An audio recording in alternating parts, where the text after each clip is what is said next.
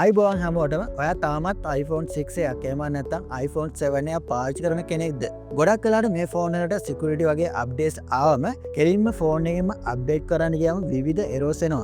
එහෙම නැත්නම් space මදි වෙනවා. අද මම ඔයාලට කියලා දෙන්නම් කිසිම බයක් නැතුව ඔයාලගේ කම්පියුටර් එක පාවිච්චි කරලා iTunes හරහා හරියටම මේ update එක කරගන්නේ කොහොමද කියලා. මේ method එක ආරක්ෂිතයි වගේම ෆෝන් එකේ performance වලට ගොඩක් හොඳයි. අපි බලමු කොහොමද මේක කරන්න කියලා.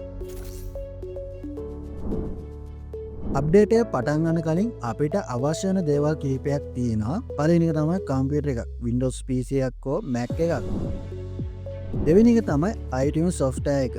ඔයාගේ PC එකේ iTunes software එක නැත්නම් Apple official site එකෙන් ඒක download කරගන්න පුළුවන්. එහෙම නැත්නම් මම පහළ දාලා තියෙන link එකෙන් ඔයාලට පුළුවන් iTunes software ගොඩක්ම පහසුවෙන් download කරගන්න. software එක download කරගෙන install කරගන්න. තුන්වෙනි එක තමයි ඔරිජිනල් data cable එක. ෆෝන් එක සහ PC එක සම්බන්ධ කරන්න හොඳම තත්ත්වයේ කේබල් එකක් පාවිච්චි කරන්න. හතරවෙනි එක තමයි හොඳ Wi-Fi connection එකක් පාවිච්චි කරන්න.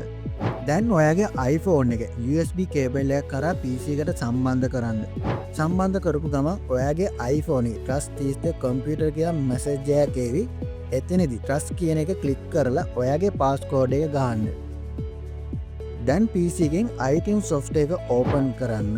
iTunes software එක open වුණාට පස්සේ වම් පැත්තේ උඩින් පොඩියට iPhone icon එකක් පෙනේ. ඒක click කරන්න.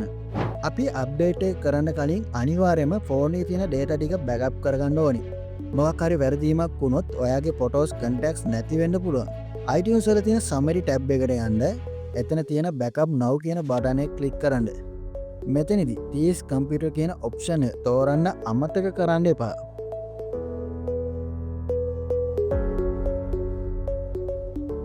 බැකප් එක ඉවර වුණාට පස්සේ ඔයාට පෙනේ check up for update කියලා බටන් එකක් තියෙනවා. ඒක ක්ලික් කරන්න. එතකොට iTunes මගින් ඔයාගේ ෆෝන් එකට ගැලපෙන අලුත්ම iOS version එක පෙන්වයි.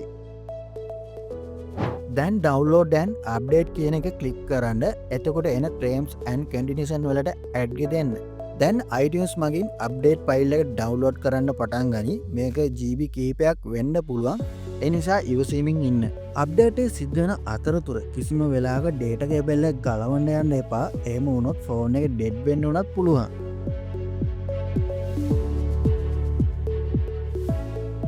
අප්ඩේට් එක download වෙලා ඉවර වුණාම ෆෝන් එක auto restart වෙලා Apple logo යටින් සුදු පාට ඉරක් ඇඳෙන්න පටන් ගනි. ඒ කියන්නේ අප්ඩේට් එක install වෙනවා කියන එකයි. වැඩ ඉවර වුණාම iPhone එක සාමාන්‍ය විදිහට open වෙයි.